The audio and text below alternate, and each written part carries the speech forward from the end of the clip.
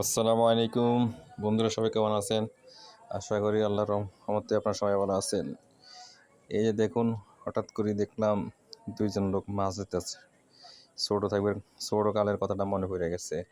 এভাবে আমরাও অনেক দিন মাছ ধরি, স্কুল ফাঁকি দিয়ে দিয়া কে ধরছিলেন এভাবে মাছ। এই যে ছোটোখাটো এই যে পানি পিছিয়া মাছ ধরা, বালতি দিয়া, তারপরে আমরা এই জাল দিয়া, ট্রাক্টরের পিছে অনেক ছোট একটা স্মৃতি। তো এখন হঠাৎ করে এখানে বসছি, দেখি যে এরা নিচে একটা মেয়ে আর একটা ছেলে মাছ ধরতেছে। পরে করলাম যে ক্যামেরা বন্ধ করে নিই, দেখেন কেমন। তো এইখানে ছোট একটা ওই যে আপনার ফাইলিং করছে, ফাইলিং এর ভিতরে একটু পানি হয়ে গেছে, বর্ষা তো। তো এখানে মাছ, ছোট মাছ, তো ওরা মাছ ধরতেছে। তো আমার কাছে ভালো লাগলো, ছোট লোকের যে স্মৃতিগুলো মনে পড়ে গেছে। তো এই জন্য ক্যামেরা বন্ধ করে নিলাম। আর বিকালবেলা তো অনেক সুন্দর, ছাদ থেকে বসেছিলাম ছাদে, তো ওরা নিচে মাছ ধরতেছে, এই জন্য ভিডিওটা করে নিলাম। তো কার কাছে কেমন লাগছে অবশ্যই জানাবেন। আর কে কীভাবে মাছ ধরছেন ছোটো থাকতে।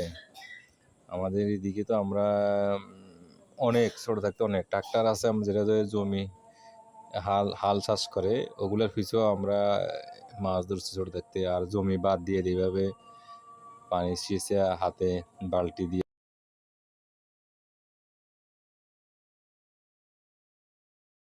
দিয়া, এগুলো দিয়ে আমরা অনেক মাছ ধরছি ছোটো থাকতে। আর তখন মাছ ছিল প্রচুর। আমি জমিতে গেলে মাছ, আপনার চতুর্পাশে বান দিতাম, বা খেতে, ধান খেতে, তারপর জাল মারা, ছাই বসানো, আমতা বসানো, এগুলা অনেক সুন্দর ছিল ছোটো থাকতে। এই যে এরা অনেক যে বালতি দিয়া, ওরা বালতি দিয়ে আমাদের ওদের কাছে কিছু নাই, তো মাছ মোটামুটি ওরা পাইছে এরা। তো অনেক সুন্দর লাগছে, জিনিসটা ভালো লাগছে। তো এখনকার জেনারেশন তো আপনার সবসময় খালি মোবাইল নিয়ে পড়ে থাকে, মোবাইল নিয়ে ব্যস্ত। এরা খেলাধুলার খবর নেয়, মাছ ধরার এগুলো জানে না। আর যারা শহরে থাকে তারা তো জানেই না। তা আমরা তো গ্রামে ছিলাম, গ্রামে বড় হয়েছি, এই জন্য আমরা এগুলা জানি, দেখছি, করছি, সময় কেটে গেছে। বিকালবেলা খেলাধুলা, মাছ ধরা, এই অনেক ধরনের খেলা ছিল। এখন তো এগুলো কিছুই নেই, আর এখন এরা চিনে না। এই জন্য সবাই ভালো থাকবেন, সুস্থ থাকবেন, আর আমার জন্য দোয়া করবেন। আল্লাহ হাফেজ, ভালো থাকেন সবাই।